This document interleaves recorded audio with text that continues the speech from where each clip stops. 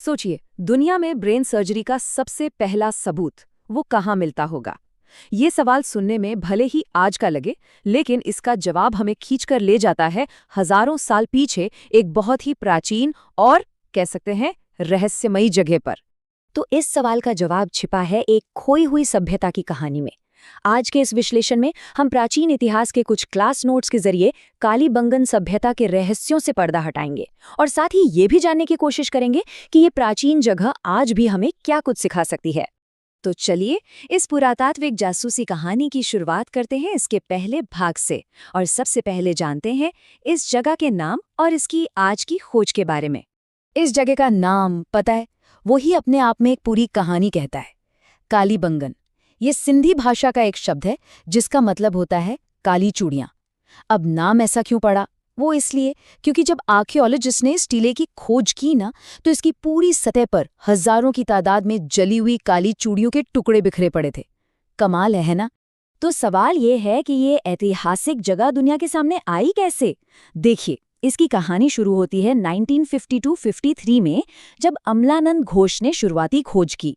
फिर 1961 से 69 के बीच बीबी लाल और बी के थापर के नेतृत्व में एक बहुत बड़ी खुदाई हुई और इसी से इस शहर के कई और राज दुनिया के सामने आए। और फिर आखिर में 1985-86 में इन बेशकीमती चीजों को सहेजने के लिए कालीबंगन संग्रहालय बनाया गया। ठीक है, तो अब बढ़ते हैं अपनी जांच के दूसरे सुराग की तरफ, और वो है कालीबंगन की, आप यकीन नहीं करेंगे, इतनी जबरदस्त और एडवांस नगर योजना। इसे इतना अहम क्यों माना जाता है? देखिए, इतिहासकार दशरथ शर्मा तो कालीबंगन को हड़प्पा और मोहनजोदड़ो जैसे बड़े शहरों के साथ सिंधु घाटी सभ्यता की तीसरी राजधानी तक कहते हैं। इससे आप इसके ऐतिहासिक महत्व का अंदाजा लगा सकते हैं। इस शहर का जो पूरा लेआउट है ना, वो खुद ही एक कहानी सुनाता है। ये शहर दो हिस्सों में बटा हुआ था। एक था पश्चिमी टीला, जिसे गढ़ भी कहते हैं। ये ऊंची जमीन पर बना था और किलेबंद था, ऐसा लगता है कि यहाँ शासक वर्ग रहता होगा। दूसरी तरफ था पूर्वी टीला, यानी निचला शहर। ये आम लोगों के लिए था, और कमाल की बात यह है कि ये भी किलेबंद था। ये बनावट उनके समाज के ढांचे को बिल्कुल साफ साफ दिखाती है। उनकी शहरी योजना वाकई बहुत ही सोफिस्टिकेटेड थी। सोचिए, सड़कें एक दूसरे को बिल्कुल 90 डिग्री के एंगल पर यानी समकोण पर काटती थीं, एक ग्रिड या चेस बोर्ड जैसा पैटर्न बनाती हुई। घर कच्ची मिट्टी की ईंटों से बने थे, और एक बहुत ही अनोखी बात, घरों के दरवाजे और खिड़कियां मेन रोड पर नहीं खुलते थे, बल्कि पीछे की गलियों में। इससे लगता है कि शायद उन्हें अपनी प्राइवेसी बहुत प्यारी थी। और सुनिए, उनके कंस्ट्रक्शन में एक गजब की यूनिफॉर्मिटी थी। मतलब वो जो भी ईंट इस्तेमाल करते थे, हर एक ईंट की लंबाई, चौड़ाई और ऊंचाई का अनुपात हमेशा 4:2:1 होता था। हमेशा। ये उस जमाने में स्टैंडर्डाइजेशन का एक ऐसा लेवल है जो सच में हैरान कर देता है। चलिए, अब शहर की बनावट से आगे बढ़कर उन लोगों की जिंदगी में झांकते हैं जो यहाँ रहा करते थे। देखते हैं कि उनकी रोजमर्रा की जिंदगी और उनके विश्वास कैसे थे। यहाँ एक ऐसी खोज हुई जिसने खेती के पूरे इतिहास को, कह सकते हैं, बदल कर रख दिया। कालीबंगन में दुनिया का पहला जुता हुआ खेत मिला। ये मानव सभ्यता के लिए एक बहुत बहुत बड़ा मील का पत्थर है। वो लोग खेती में बहुत आगे थे, एक एडवांस्ड एग्रीकल्चरल सोसाइटी थी। उनके खेत ग्रिड पैटर्न में जुते होते थे, और वो एक ही साथ दो दो फसलें उगाते थे, जैसे गेहूं, जौ, सरसों और चना। इतना ही नहीं, यहाँ से जो सिलिंड्रिकल सील्स यानी बेलनाकार मोहरें मिली है ना, वो मेसोपोटामिया के साथ उनके ट्रेड लिंक का इशारा करती हैं। और ये ट्रेड कैसे होता था?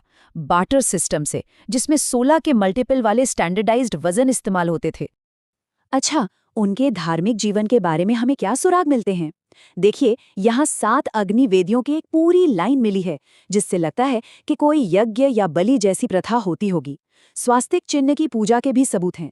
लेकिन एक बहुत ही दिलचस्प बात यह है कि इस पूरी जगह पर एक भी मंदिर नहीं मिला है।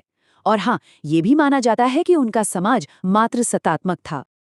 अब आते हैं कालीबंगन की शायद सबसे हैरान कर देने वाली खोज पर। एक ऐसा सुराग जो उनके जबरदस्त मेडिकल ज्ञान को सामने लाता है। एक खोपड़ी जिसमें 6 छेद हैं। जी हाँ, 6 छेद। ये एक ऐसा चौंकाने वाला सबूत है जिसने पुरातत्वविदों और इतिहासकारों सबको हैरान कर रखा है। इस प्रक्रिया का एक नाम है ट्रेपनेशन। ये एक बहुत ही पुरानी सर्जिकल प्रक्रिया है जिसमें इंसान की खोपड़ी में छेद किया जाता है, और माना ये जाता है कि कालीबंगन में मिली ये खोपड़ी इस प्रैक्टिस का दुनिया में सबसे पहला सबूत है। हो सकता है इसका इस्तेमाल हाइड्रोसिफेलस जैसी किसी बीमारी के इलाज के लिए किया जाता हो। ये बात उन्हें मेडिकल साइंस में एक पायनियर बनाती है। तो चलिए अब उस आखिरी और सबसे बड़े अनसुलझे रहस्य की तरफ बढ़ते हैं कि अगर ये सभ्यता इतनी ज्यादा एडवांस थी तो आखिर ये गायब कैसे हो गई। इस शहर के खत्म होने से जुड़ा एक बहुत बड़ा सुराग यहीं मिला है, और वो ये कि दुनिया में भूकंप का सबसे पहला सबूत कालीबंगन में ही पाया गया है।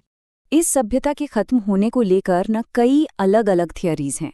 कुछ एक्सपर्ट्स जैसे बीरबल सिंह कहते हैं कि वजह क्लाइमेट चेंज थी, तो वहीं डेल्स जैसे विशेषज्ञ मानते हैं कि नदी ने अपना रास्ता बदल लिया था। कुछ और थियरीज भी हैं जैसे अकाल, भूकंप या फिर कोई बड़ी महामारी का फैलना। असली वजह क्या थी, इस पर आज भी एक्सपर्ट्स के बीच बहस जारी है। एक पूरी की पूरी सभ्यता जो बदलते मौसम और रास्ता बदलती नदियों की वजह से खत्म हो गई। कालीबंगन की ये कहानी आज हम सब के लिए क्या सबक रखती है? ये एक ऐसा सवाल है जो वाकई हमें सोचने पर मजबूर करता है।